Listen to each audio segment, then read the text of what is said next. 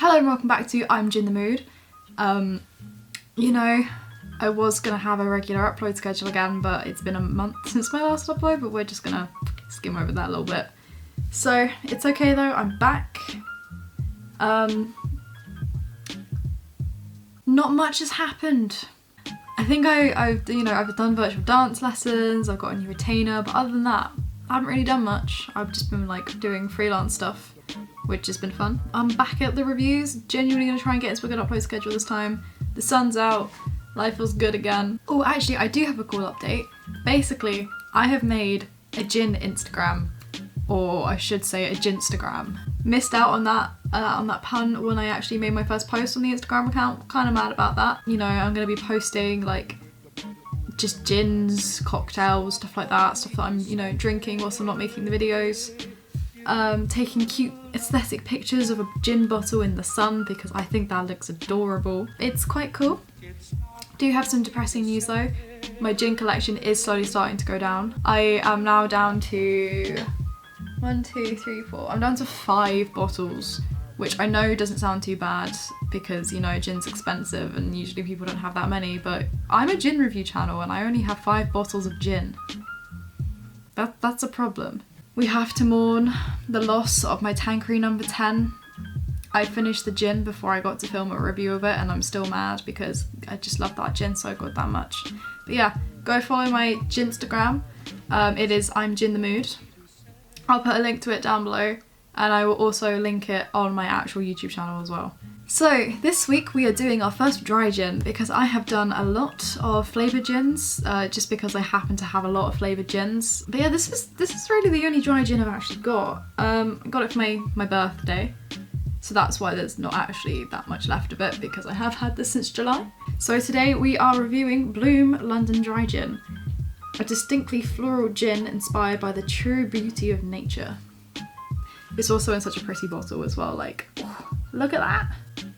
There's not actually that much information on the back of this gin bottle apart from the fact that the UK Chief Medical Officer recommends adults do not regularly drink more than 14 units a week. Remember that? Look after your livers. The aroma and soothing qualities of chamomile and sweet-scented honeysuckle are balanced by the exotic citrus of pomelo, all of which complement this beautiful crafted gin. And then there's a cute little signature from the distillery, which I think is adorable. So, as well as trying a London Dry Gin this week, we are going to do a comparison with lemonade and Fever Tree Mediterranean tonic water, which is the only tonic water I can stand, apart from a couple of flavoured ones. Oh no, I just think like because when you have gin with lemonade and tonic water, it tastes a lot different, so I thought it'd be quite interesting to try. And I will also be using these cute little gin glasses, which came in a gin making kit that my friend Jess got me for my birthday. Again, I have a lot of gin related stuff from my birthday. A large splash of gin, easy on the tonic. I just thought that they were quite cute little sizes, good for doing a little quick test. It made the popping sound. So yeah, there's not really much to say about the flavour. There's not really much to say about the smell of this gin. It just smells like dry gin. I mean, obviously it does smell quite fresh and floral because, you know, of all of the botanicals in it. Yeah, it smells quite good. It just smells like gin. So we're going to be doing about half a shot. I'm not looking to get smashed off with these 2 little gins. So we have our 2 little gins. So to start with, we will be starting with the Diet Lemonade by Sainsbury's. Other lemonades are available. We just happen to shop at Sainsbury's. So I won't be using a lot of the lemonade just because there's not that much gin and I want to be able to taste it. There is something floating around in my gin glass. So got a little bit of lemonade. You can definitely still smell the gin, but you can also smell the citrusy lemon. All in all, very refreshing, perfect for a sunny day like today. And then in this little glass, we will put our tonic water in there. So this has a much different smell to the lemonade. it's a lot more like because you know how tonic water's bitter. This is much more of a like bitter sort of smell to it. It smells dry, whereas this one smells sweeter. Gonna do a little sip.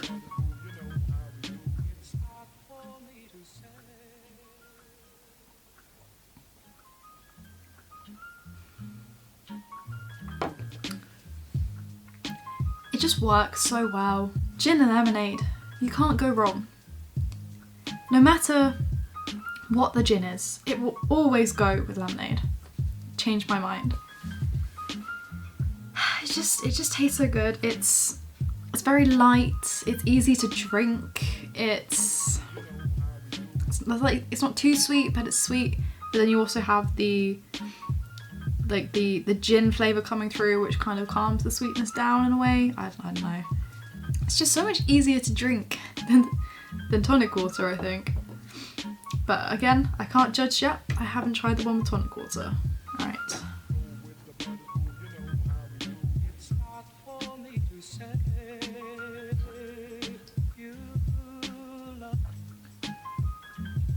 So I found that like when you have a gin and tonic, the tonic water kind of makes the flavour of the gin a lot stronger. But also at the same time, like with a flavoured gin, it kind of takes away from the flavour, but also it makes the actual gin flavour it stronger, if that makes sense. It doesn't make any sense. I kind of prefer a dry gin with a tonic water though, just because, I don't know, like dry gin, it doesn't have too much like overpowering flavour. I find that dry gin's quite a subtle flavour. So with a tonic water it works quite well because it kind of enhances the actual gin flavour of it. So it just makes the gin itself become a lot more prominent in the drink, whereas like with the lemonade, it's just, again, it's a lot easier to drink than tonic water, just because I do prefer lemonade to tonic water, but that is a personal preference. You can taste more of the lemon than the actual dry gin, whereas, you know, when you have it with a flavoured gin, like for example when I did the pink grapefruit Malfi gin, that one you had a really strong flavour of grapefruit coming through. Whereas the dry gin kind of gets a little bit lost in the lemonade. Still so good. Which one do I prefer? I'm actually going to go out there and say I prefer the gin and the tonic. Again, only because I do genuinely prefer dry gin with tonic water. Yeah, this week the gin and tonic wins. I'm sorry, lemonade. I feel like I've betrayed everyone. I came into this channel as the girl who doesn't like tonic water, and now I'm over here like, yeah, dry gin, tonic, beautiful. That is all for this week's gin review.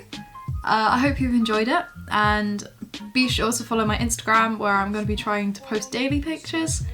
It won't necessarily be me drinking gin every day because much as I love gin, I try not to drink every day. But if I buy a new gin, I might showcase it on there. I ask for gin recommendations. You know, you can send me gin mixer ideas if you want to on there. I still have a total of 3 gins that I haven't actually reviewed on this channel yet. So unless you want me to do anything else, I'm quite happy just to go through and review those, and then we'll get onto some more wacky mixes, as long as I don't run out of gin completely. So I hope you enjoyed this week's episode of I'm Gin the Mood. I will be trying to upload more. Please do not worry. I don't know, like making this Instagram is kind of give me more motivation to do it for some reason. I don't know, maybe it's the sun, maybe it's just my weird brain and how it works. But I will be trying to upload more. Thinking of having my upload on Sunday just because I don't do any freelance work at the weekends. So yeah, I just focus on gin with my 2 gins. I will see you all next week.